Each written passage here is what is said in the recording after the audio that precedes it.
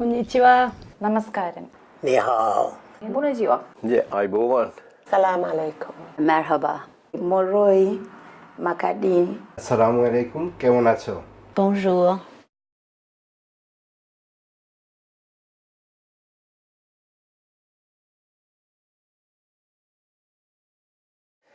Came from Grenada, former British colony in the West Indies. I'm from Romania. In Batipara, it was Pakistan at that time.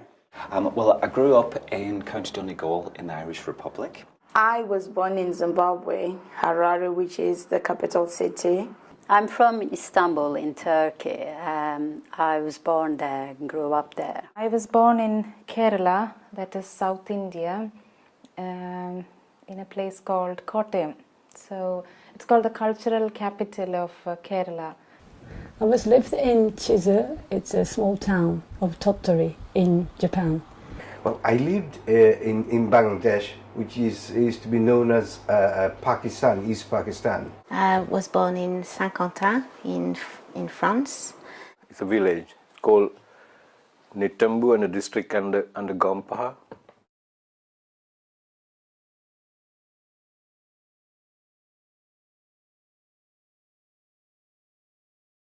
I lived, 2000. Came here, and everything was different, was very different. And I had an idea of England from the, shows that you watch, the movies, the stuff. And it was nothing. It was nothing like telly. It was, and you have to, learn new things, new places, new cultures. But it wasn't a massive change. I don't feel like I felt like, oh my goodness, I'm in a too foreign land, because a lot of things are the same. Like the systems are very, very similar. They're like parallel. So I caught on quickly, and it's only the difference between here and there is the systems work. They work for everybody. They've managed to, dismantle them, and it doesn't work anymore. So yeah, it was interesting. Well, when I arrived in Bradford, it looks to me, I don't know, from my village and from my high school, looks to me it looks to me bigger different. It is how everything seems to me, everything, my life, everything seems to me change.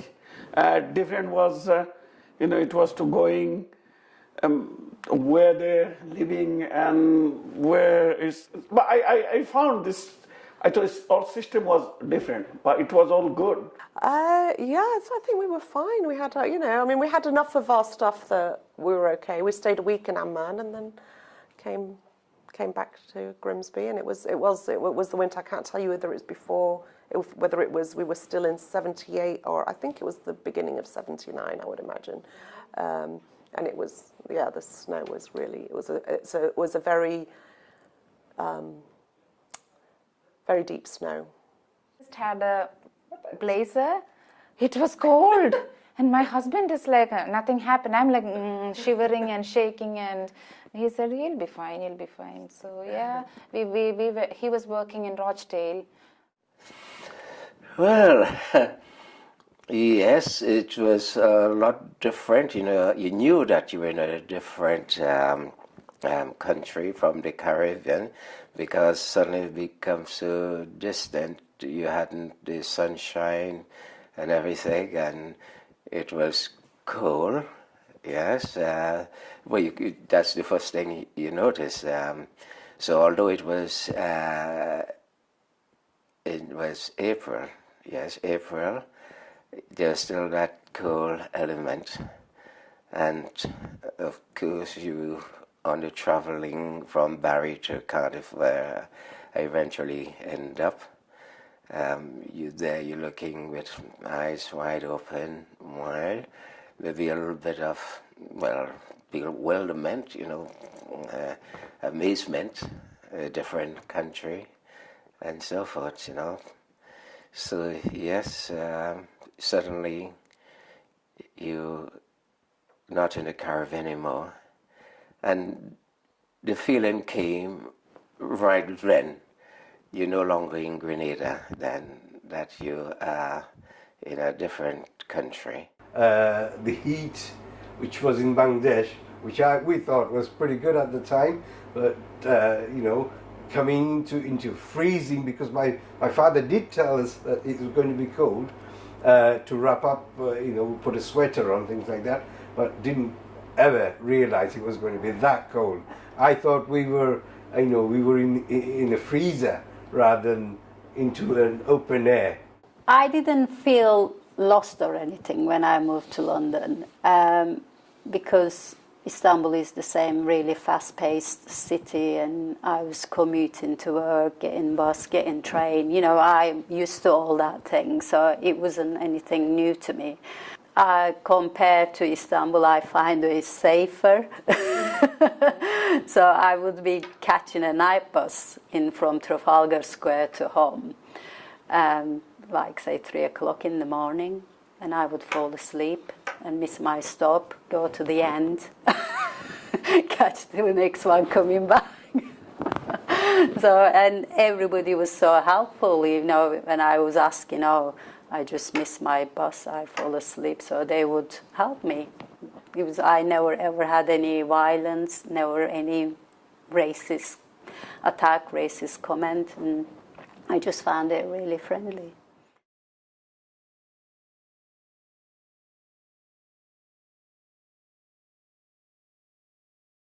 It just felt like you were in London. It always felt like you were rushing everywhere.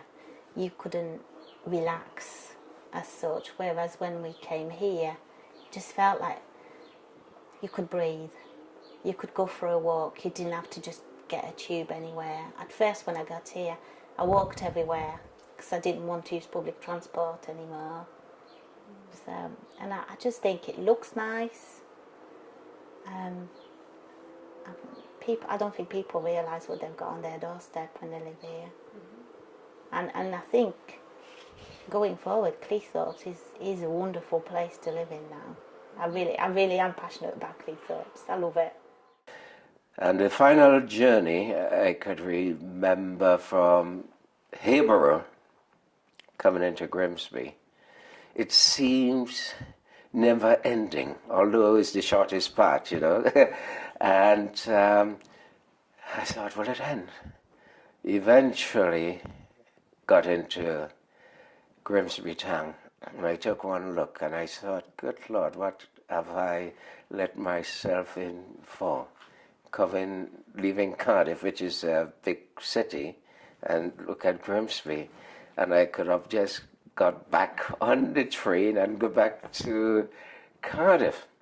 That's the easiest way at the time. I think 2005, we were looking for somewhere to live safe. We came to a safe country, but we were not safe because we lost our income, main income, and we end up in penniless, basically, nothing. Oh, it's proud to say that I had £20 left on my pocket wallet and everything gone.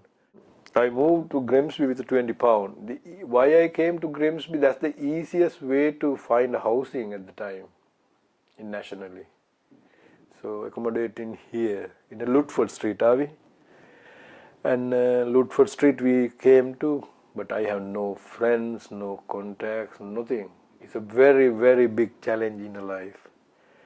So on that £20, I think first thing we had Grimsby fish and chips. I haven't had any negative problems, to be honest. It's been lovely, and maybe it's because of the school. The school is very multicultural, so I've made friends, and we've got a community there, and we have that understanding that you do appreciate that you all come from different places, and we've all settled in this place, and it's been lovely. I know I've heard a couple of people have had incidences of racial slurs here and there, but I haven't. To be honest, it's been lovely. I love it. Where I live, my small kind of village is fantastic. Everyone greets everybody, which is something that I didn't. It took me a while to get used to not greeting everyone all the time, because we greet all the time. Like in the morning, it's like morning, morning, morning, morning. You greet everyone. Afternoon is like afternoon, afternoon, afternoon. Then you get here and you're on the school run and no one greets, like people don't talk. I'm thinking, oh, morning, morning, morning, morning. Like every day I'm the only one saying morning. I'm thinking, am I, being in people's faces too much? Then you just learn that, oh, people don't, it's okay not to say morning to someone. It's fine. But I still struggle with it sometimes. I can't see somebody and not acknowledge that it's a good morning or say hi or something. I don't know. Well, I set up the Fast and Deal restaurant in Cleethorpes.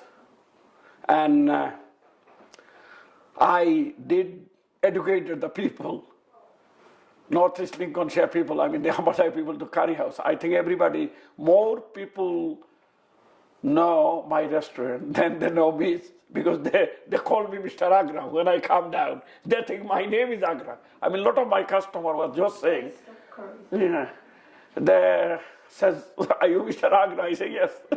They think my name is Agra. But Agra is a capital city where Taj Mahal built up. That's why I give the name of Agra. But people think my name is Agra. They call me Agra. I mean, 95% customer, they call me, they know, they joke me, they say, hello, Mr. Agra. When they see me in the road, they just shout, hello, Mr. Agra. Hello. Because they say, it's very easy.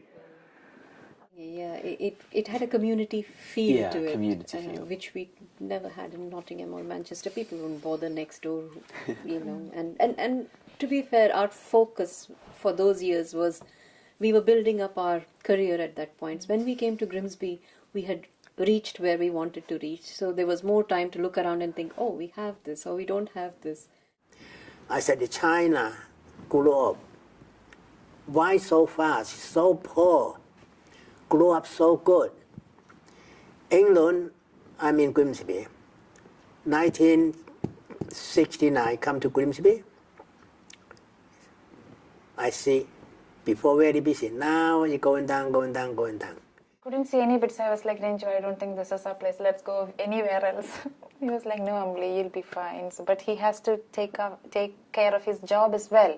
So, yeah, he got into this practice and, yeah, everything happened good to him. So I was also happy. And then we got this house in Great Courts and Richie was born there.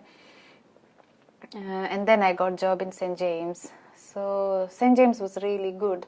Very encouraging, yeah, and I think the turning point for me, how much culture and tradition is valued in this country. We bought a small house down Grimsby.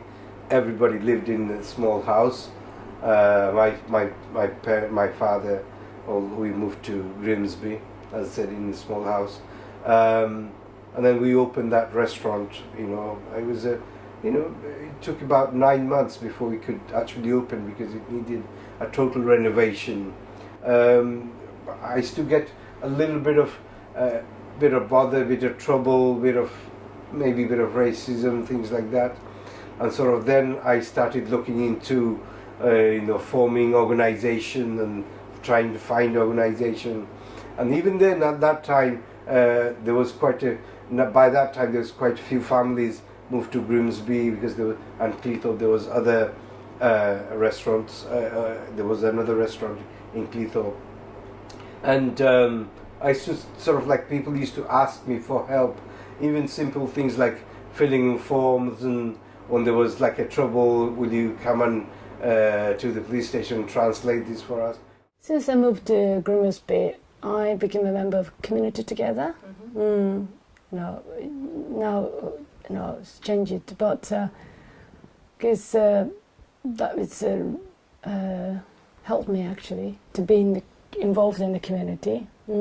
I did my best, whenever I could, be involved in the meetings, or involved in the international, yes, and associated with lots of different communities, groups, or interfaith groups, So that was something to offer. And then we established the Neighbourhood Watch group here, over the Owl Street. We both are doing the coordinators So we're helping the neighbours. I think it was difficult because as much as my mum loved it. She made friends with the old lady who lived next door. She didn't have many people, and she went into hospital. She recalls, and she used to go and visit her, and and see her all the time. And and they became friends, good friends. And it was her mother. She said, I never felt any racism. I didn't feel any, and she's my mum's very fair, fairer than me, and so she didn't have any issues really. No overtness of, racism. I like about the place, I like the variety, because you have Grimsby, the centre of the town, lots of shopping, fresh new place, all under one roof. I like the way that the elements of the fishing history, some of the beautiful old houses, particularly around People's Park, where there had been lots of money. The dock area, so last weekend I went to Eminem Docks for the open day because I really wanted to see what the docks look like from inside.